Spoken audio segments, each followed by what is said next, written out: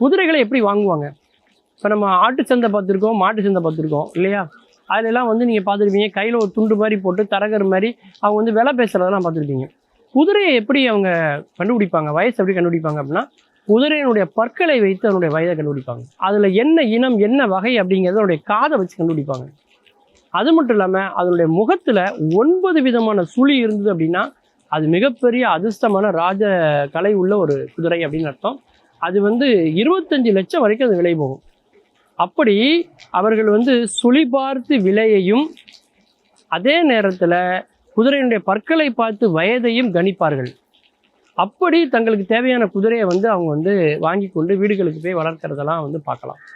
இப்படி வாங்கும்போது அந்த குதிரையை வந்து என்ன பண்ணுவாங்கன்னா, இப்போ நம்ம 2 வீலர் வாங்கினா கூட நம்ம வந்து ஒரு டிரைவ் பண்ணி பார்க்குறோம் இல்லையா? நம்ம கார் வாங்கினாலும் ஒரு தடவை நம்ம டெஸ்ட் டிரைவ் பண்ணி பார்க்குற மாதிரி அந்த குதிரை சந்தையிலேயே அந்த குதிரையை ஓட்டி பார்ப்பதற்கான ஒரு மைதானமும் பக்கத்துலேயே இருக்குது.